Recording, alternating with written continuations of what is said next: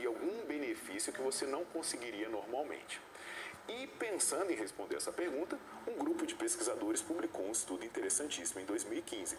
E a proposta do estudo era investigar se os efeitos que você tem com a restrição de fluxo sanguíneo são por causa do implemento ou é simplesmente porque esse implemento induz a fadiga de maneira mais precoce. Então, para responder essa pergunta, os pesquisadores compararam os dois braços de uma mesma pessoa. Ambos os braços treinavam com a mesma carga, com 40% de uma repetição máxima. Só que um dos braços utilizava a restrição de fluxo sanguíneo e fazia as repetições até a falha. O outro braço não usava restrição de fluxo sanguíneo, mas também fazia as repetições até a falha.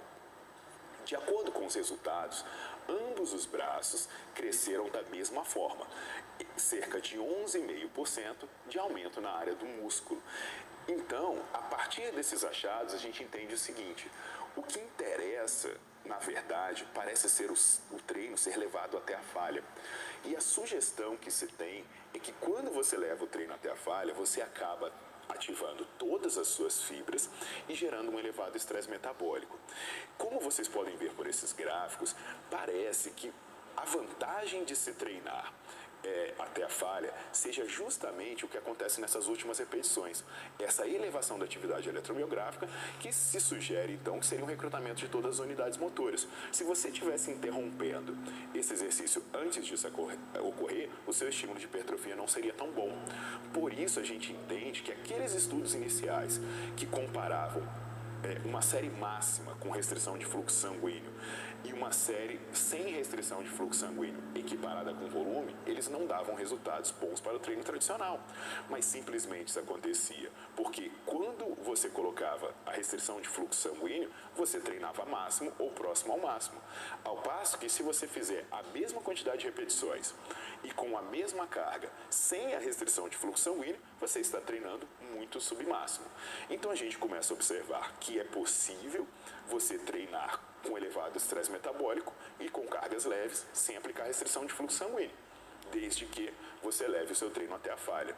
No entanto, não podemos negar que as descobertas que ocorreram devido aos estudos usando oclusão vascular, elas abriram campos interessantíssimos para despertar uma visão diferenciada do treinamento e também possibilidade de aplicação desses implementos em situações clínicas.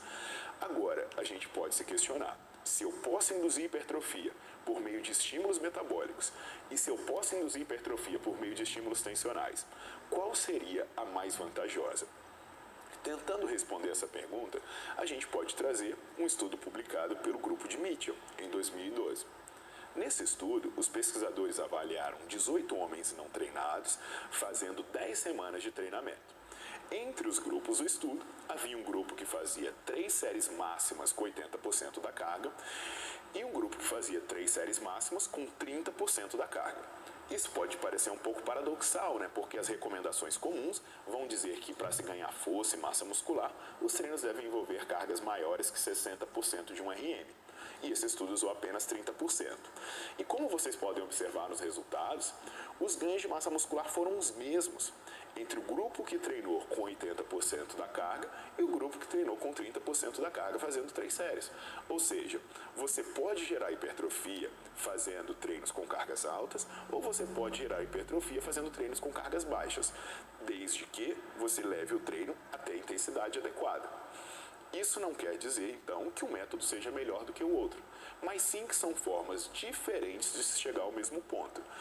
Um exemplo dessa diferença pode vir também da análise desse gráfico do estudo do Popov. O Popov colocou um grupo de homens para fazer leg press com 50% da carga e um grupo de homens para fazer leg press com 80% da carga. Os dois ganharam a mesma quantidade de massa muscular. Mas o que você pode ver?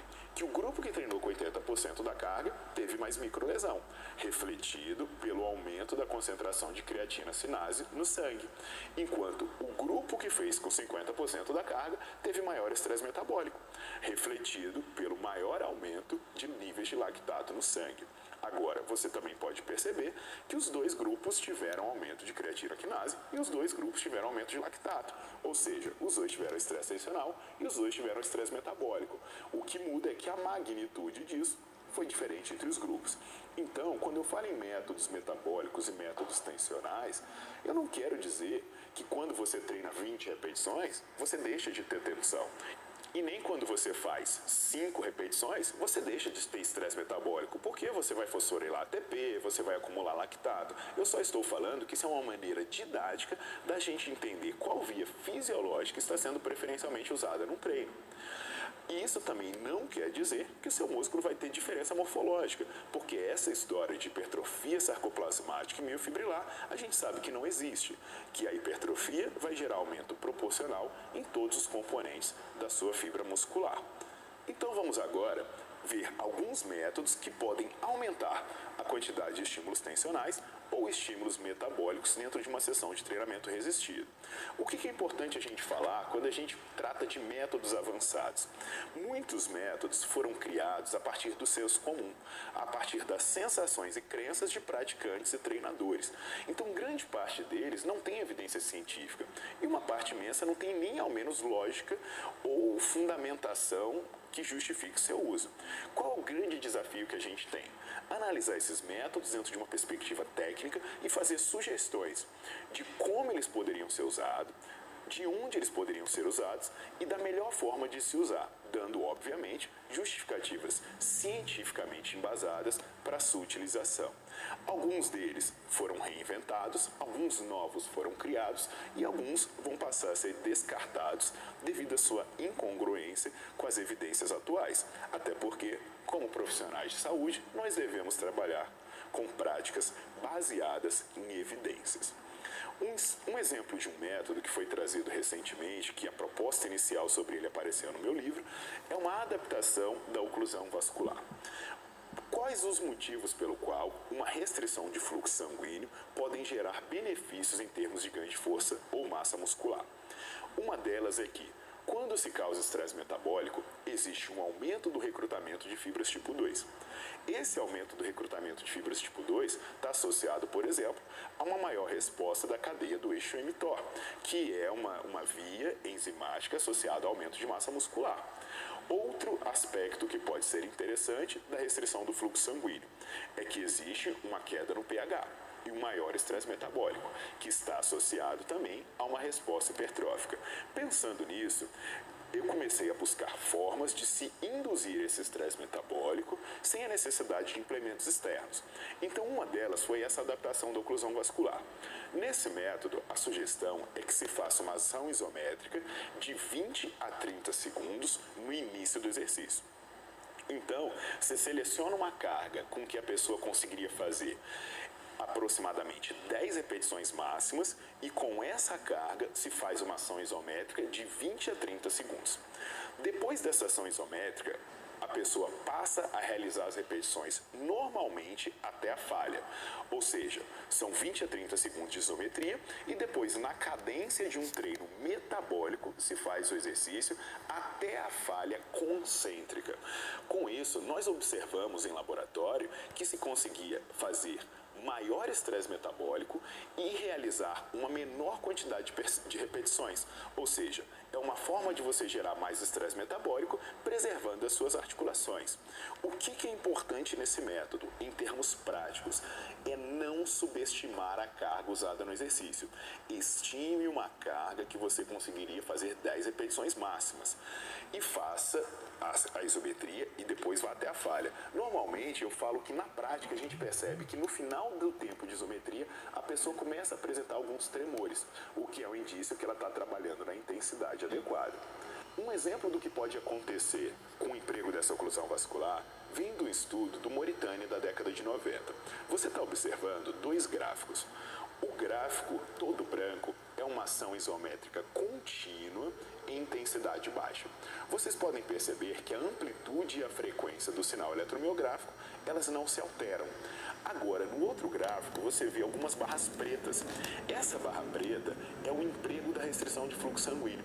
Então, vocês podem perceber que quando a restrição do fluxo sanguíneo é empregada, que durou aí 1 minuto, você vê um aumento gradativo da amplitude e da frequência do sinal eletromiográfico, o que sugere que quando a restrição do fluxo sanguíneo é empregada, começam a ser recrutadas mais unidades motoras e também unidades motoras maiores. Você pode perceber também comparação do acúmulo de lactato quando se faz o treino, quando se faz uma contração contínua e quando se emprega a oclusão vascular. Vocês vão ver que quando a oclusão vascular é removida, há um aumento bem significativo dos níveis de lactato. Então, a sugestão do método é exatamente esse. É usar uma ação isométrica, porque durante a ação isométrica você faz uma restrição de fluxo sanguíneo, já que quando você faz a contração com cargas de moderadas a alta, os seus sarcômeros se expandem no sentido transversal e eles impedem parcialmente a passagem de sangue nessa região. Então, ao invés de usar um implemento externo, você faz a contração isométrica para induzir a oclusão vascular e depois que você já gera essa restrição e começa a recrutar as fibras tipo 2, você continua no exercício até a falha, precipitando a ocorrência da fadiga e gerando uma maior sinalização de hipertrofia, com uma menor quantidade de repetições e com uma carga relativamente baixa. Outra forma de usar a ação isométrica para gerar restrição de fluxo sanguíneo é o pico de contração, que teve sua origem no método chamado isométrico funcional. Nesse método, a pessoa realiza o treino novamente com uma carga que seria equivalente a 10 repetições máximas. Então você seleciona uma carga que você conseguiria fazer 10 e faz o exercício na velocidade normal. Vamos supor que a velocidade sugerida seja 2020. 2 segundos para concluir a fase excêntrica, sem pausa entre as ações musculares e 2 segundos para concluir a fase concêntrica. Só que a diferença é que toda vez que você chegar no ponto mais difícil do exercício, você vai fazer uma isometria de aproximadamente 5 segundos. Então você faz o exercício normalmente com um momento isométrico a cada repetição.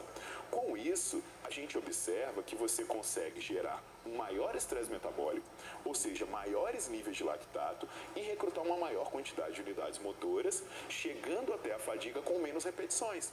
Por exemplo, você chegaria até a fadiga com 10 repetições e usando um pico de contração você vai chegar entre 5 a 7 repetições e gerar, apesar de fazer menos repetições, ou seja, desgastando menos sua articulação, você gera maiores níveis de lactato, o que significa também maior estresse metabólico. Os estudos crônicos sobre esse método, eles são um pouco antigos, mas eles mostram que ele é especialmente vantajoso em pessoas mais treinadas. Foi o que aconteceu no estudo de Diord, publicado em 1998. Outro estudo interessante e que recente sobre esse método é o estudo de um grupo de pesquisadores de Curitiba, que inclui o professor Sérgio Andrade, que foi publicado esse ano. Nesse estudo, 12 homens jovens fizeram um trabalho contralateral, ou seja, uma perna foi comparada com a outra. E esse estudo durou 10 semanas, com os treinamentos realizados 2 vezes por semana. Os participantes do estudo treinaram com a carga equivalente a 20% de uma repetição máxima. E os treinos eram feitos com 8 a 12 repetições, sendo que uma perna fazia o método do pico de contração e a outra perna aplicava a restrição do fluxo sanguíneo. Então a perna que fazia o pico de contração, ela fazia a cadeira extensora e no final da extensão eles sustentavam a contração por 5 segundos e depois fazia a fase excêntrica. Então o método do pico de contração era concêntrica, 5 segundos de isometria e excêntrica. E o método da oclusão vascular, eles colocavam um garrote inflado a 160 milímetros de mercúrio na parte proximal da coxa e faziam também de 8 a 12 repetições. Em ambos os casos, os intervalos entre as séries foram de 30 segundos. E os resultados do estudo apontaram que os ganhos de força e os ganhos de massa muscular foram os mesmos na perna que fez o pico de contração e na perna que aplicou o implemento para promover a oclusão vascular.